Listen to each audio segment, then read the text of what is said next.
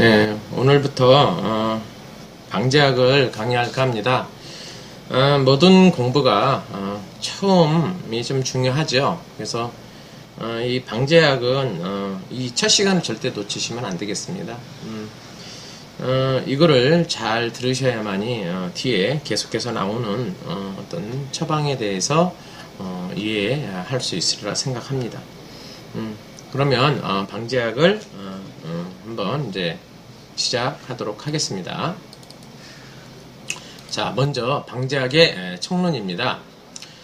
인체의 전기를 보강해서 질병의 원인을 제거해서 음양이 평형을 잃고 평양한 것을 조절함으로써 병적 상태에서 정상적인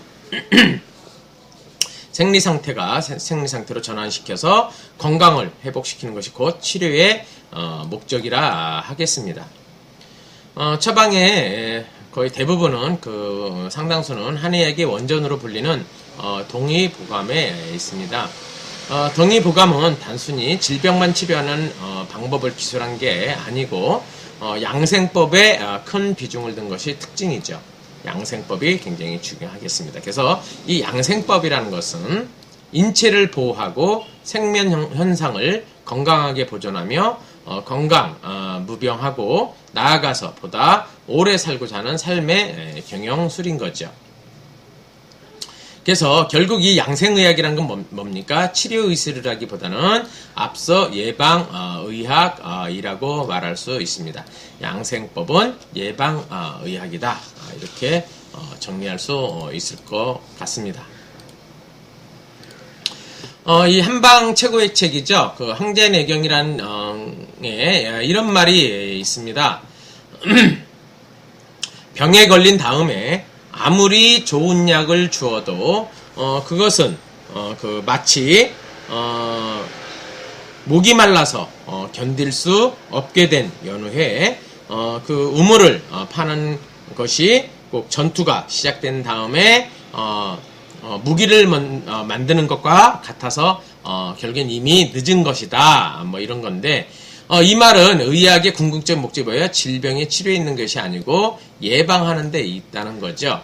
그래서 이 말은 황제내경에 나오긴 하지만 중국에 유명한 의학자 두 명이 있죠. 먼저 얘기하면 이제 편작이라는 사람이 있는데 이분이 얘기한 거예요. 그 다음에 또 화타라는 사람이 유명하죠. 그죠? 한국에는 또 허준 선생님이 있고 사암 선생님도 이렇게 있지만 아무튼 중국의 편작이 한 말이라 하겠습니다. 이렇게 간단하게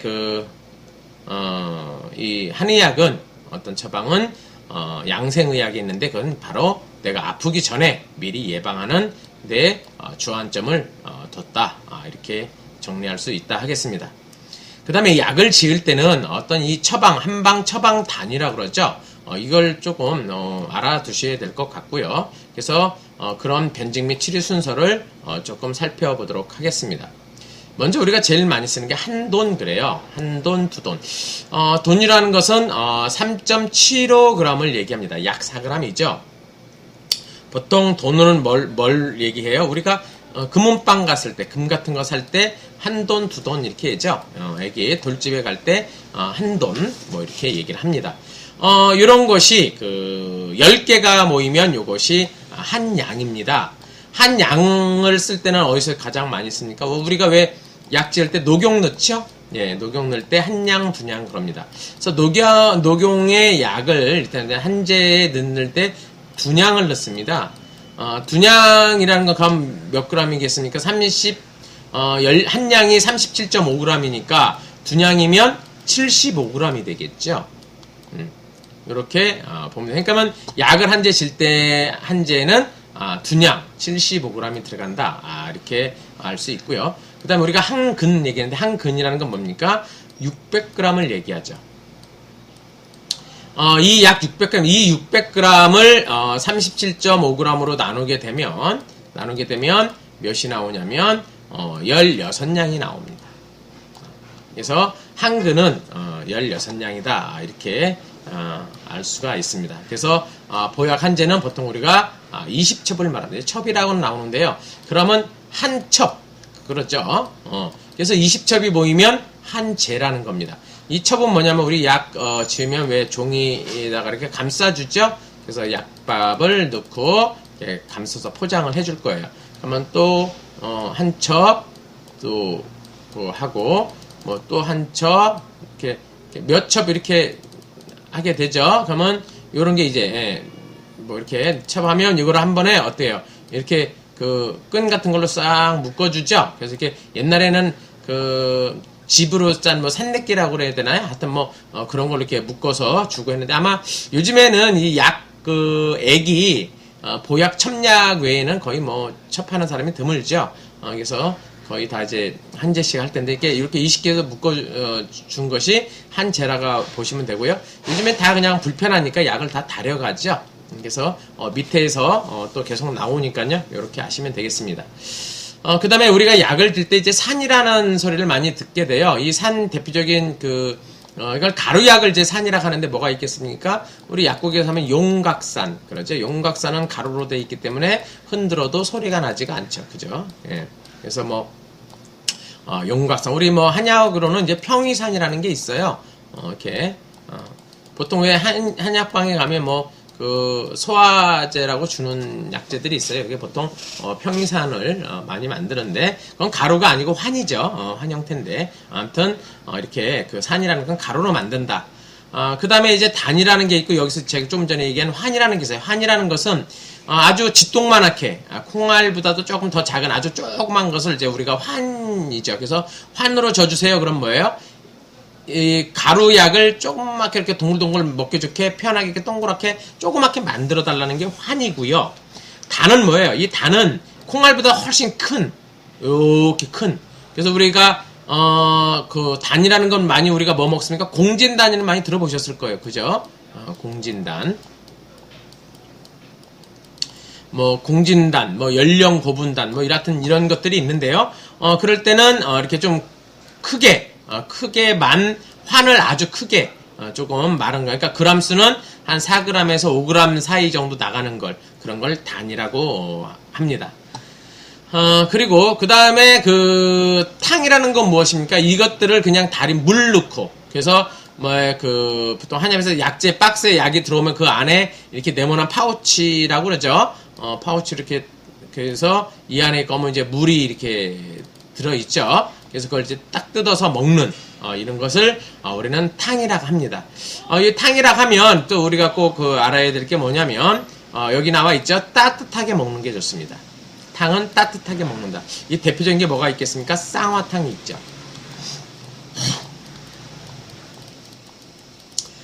그리고 그러면 뭐 이건 따뜻하게 먹으니까 이렇게 차게 먹는 것도 있겠네. 예, 있습니다.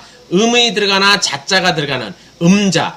그래서 뭐 음이라는 게 뭐가 있냐면 예를 들어 한약으로 얘기하면 분신기음이라는 게 있어요. 뭐 그 외에도 많습니다. 하여튼 뭐 음이 들어가면 이거는 이제 뜨겁게 먹지 말고 그렇다고 해서 뭐 얼음처럼 차갑게 먹으라는 소리가 아니고요. 그냥 데피지 않고 그냥 먹어도 된다는 겁니다. 데피게 되면 더 안 좋을 수 있어요. 왜냐면 이런 음이나 이 자자가 들어간 이런 그 약재들은 보통 뜨거운 약재가 들어갔어요. 말하자면 대표적인 게 이제 전문적으로 쓰는 부자라는 약재가 있고요. 일반적인 사람들이 이제 많이 쓰는 게 이제 육개인데 이제 육개라고 하면 잘 모를 수도 있겠네요. 뭐 개지 뭐 이렇게 얘기를 하는데 이게 하나 다 개수나무과예요. 말하자면 우리 선생님 잘 알려면 이제 계피라고 그러죠. 계피. 이런 것들은 이제 부자와 더불어 이렇게 이제 뜨거운 약재들인데 이런 것들이 많이 들어가게 되면은 이렇게 데피지 않고 보통 먹으라고 해서 뒤에 음이나 자자가 붙습니다. 그래서 자, 알고 계시면 되겠고요. 부자나 그 육개가 들어가게 되면 차게 먹어야 된다고 정리가 그래서 된 것입니다. 그 다음에 저희가 이제 땀 나는 거에 대해서 좀 이제 알아야 되는데 밤에 땀 나는 거와 낮에 땀 나는 것을 약 지을 때도 좀 다르게 좀 합니다. 그래서 밤에 땀 나는 것은 우리가 이제 보통 도안이라고 얘기를 하고요. 낮에 땀 나는 것을 자안이라고 하니까 이런 걸 참고적으로 꼭 알아두셔야 될 것 같습니다. 자, 그 다음에 약의 또 중요한 거에 또 하나는 뭐냐면 이제 군신 자사라는 게 있어요. 군신 자사라는 것은 그 한방 그 처방에서 이 약제의 작용에 따라서 네 가지로 이제 분별해서 하는 말인데요. 보통 군약, 신약, 좌약, 사약 이렇게 네 가지를 얘기를 합니다. 그래서 군약이라는 건 뭐냐면 내가 알고 있는 주작용을 나타내는 기본약으로 주병을 치료할 때 우리는 군약이라고 합니다. 그러니까 내가 지금 현재 어떻게 제일 아픈 게 무엇이냐 이런 거죠. 그 주병명을 얘기하는 거고요. 그 약을 이 군약을 도와주는 그 약에 좀 도움이 되게 해줄 수 있는 주약을 도와서 해줄 수 있는 것을 치료하는 약제를 우리는 신약이라고 합니다. 그리고 그 주증이 아플 때 예를 들어서 내가 예를 들어서 배가 너무 아픈데 지금 내가 그 약을 군약을 써서 군약과 신약을 써서 먹는데 배도 아프긴 한데 내가 이걸 좀 피부를 좀 더 좋게 할 수는 없을까? 이렇게 해서 겸해서 또 다른 그 겸증을 치료해서 쓸 수 있는 약을 우리는 이 좌약이다 이렇게 얘기합니다. 내용을 읽어볼까요? 겸증으로 치료하는 약으로 주약을 해결할 수 없는 거, 말하자면 합병증이랄지 부차적인 거, 그죠? 그래서 그런 증상을 치료해서 쓸 수 있게 넣는 약을 좌약이라고 합니다. 그러니까 이 좌약은 다른 처방에 따라서 군약이 될 수도 있는 거죠. 그쵸?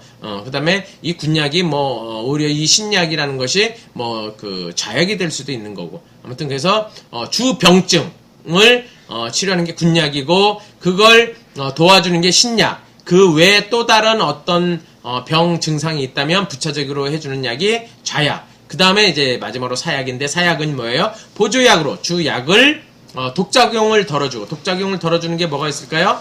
감초 같은 게 있겠죠. 그죠? 그래서 이런 것도 덜어주고, 양맛을 좋게 하는 거. 양맛을 좋게 하는 게 많죠. 대추도 있고, 꿀도 있고, 이런 것들을 많이 넣습니다. 그래서 이런 것들은 다 하나의 사약에 들어갈 수 있다 하겠습니다. 그래서 부작용이 적도록 해주고, 약을 맛있게 해주고, 하는 것들을 우리는 사약이라 한다. 그래서 보통 군신 자사로 해서 약을 방제, 처방하고 있습니다. 그 다음에 이제 우리가 이제 병을 또 이제 팔강병증을 또 좀 아셔야 또 되겠죠. 그 어떤 하나의 병증을 분석하고 진단하는데 이 팔강이라는 것은 즉 겉에 나는 거와 안에 깊숙이 드러나 있는 증상, 그러니까 겉에 있는 증상, 안에 있는 증상, 아니면 차가운 증상이냐, 뜨거운 열이 나는 증상이냐, 어떤 약한 기운이 있는 거냐, 기운이 넘치는 증상이냐, 그리고 음양이죠. 그래서 음증이냐, 양증이냐, 이런 8가지를 이르는 말로 이용해서 우리는 이 병증하는 것을 우리는 팔강병증이라고 얘기를 합니다. 그래서 이 병증을 분석할 때는요, 8강을 상호 결합해서 병증을 진단하게 되는데요. 예를 들어서 표어증이다, 표실증이다, 겉에 있는데 차가운 기운 표환증이다, 이렇게 표허증이다, 이어증, 이런 식으로 다 표시를 하면서 병증을 진단하고 있습니다. 그래서 열에는 꼭 어떤 대변이랄지 소변으로 확인할 수 있다 하겠습니다. 확인해야 되겠죠. 말하자면 대변 같은 경우는 열이 많으면 어떻겠습니까? 꽁이 딱딱하겠죠. 동이 아마 되게 딱딱한 걸 변비가 걸려 있다든지 아무튼 그렇겠죠. 근데 예를 들어서 또 거꾸로 열이 없다면 소변 같은 경우는 어떻겠습니까? 열이 없다면 소변 색깔이 하얗죠. 하얀데 예를 들어 가면 열이 있다고 하면 어떨까요? 열이 노란색이 띠죠. 노랗죠. 오줌 싸다 예를 들어서 소변 보다 보면 색이 이제 노란데 이런 얘기 많이 들어보셨을 거예요. 그래서 노랗고 하면은 열이 그만큼 많고 그냥 맑다. 그러면 열이 적다는 것을 우리는 소변을 통해서도 확인할 수 있다 하겠습니다.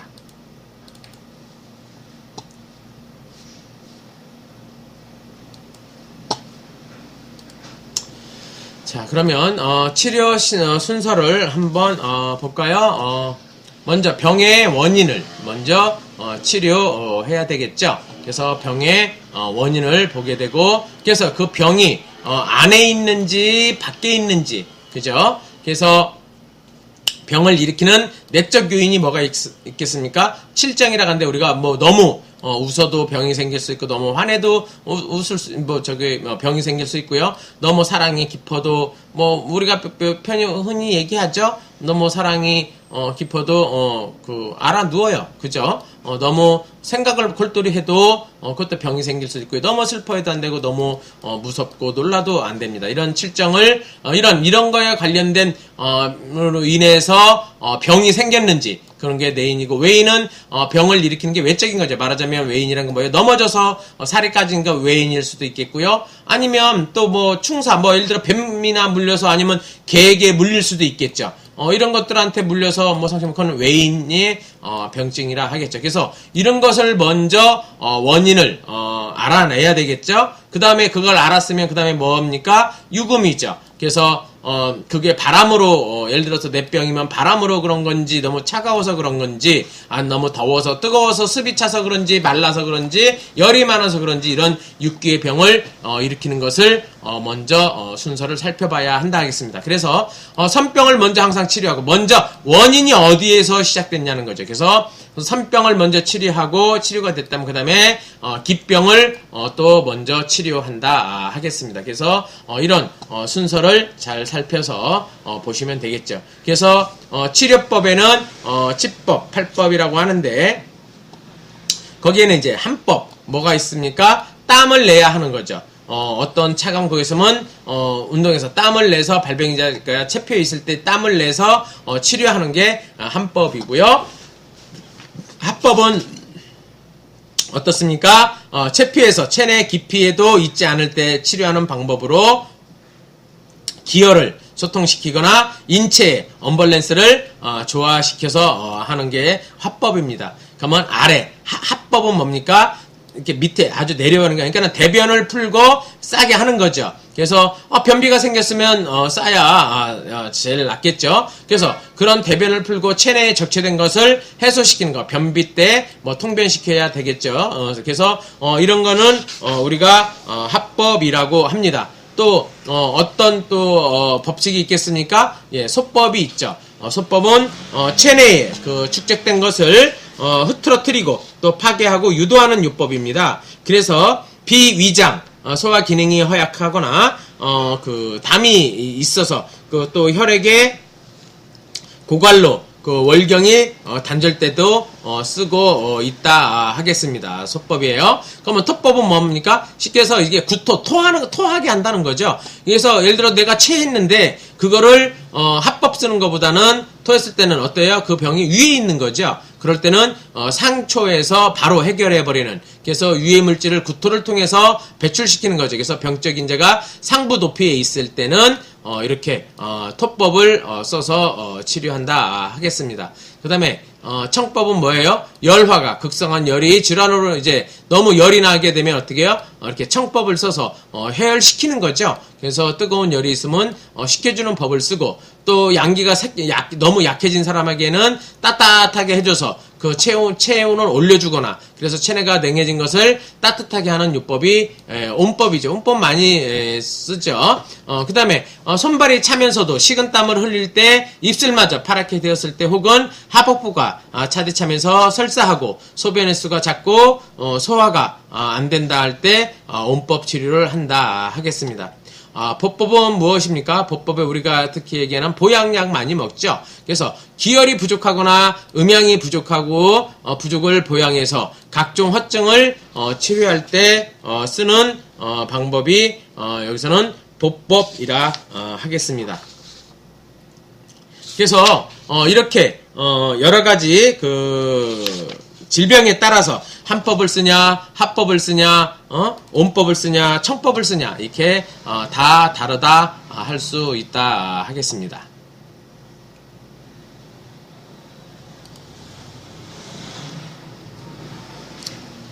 자, 그러면 그 보약의 그 실질적으로 이용하는 것은 보통 우리가 약은 이제 보기약, 그래서 보혈약, 그래서 보음약, 보양약 이렇게 나눠진다 하겠습니다.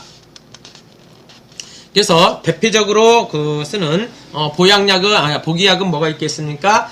사군자탕이 이제 복이약에 들어갈 수 있고요.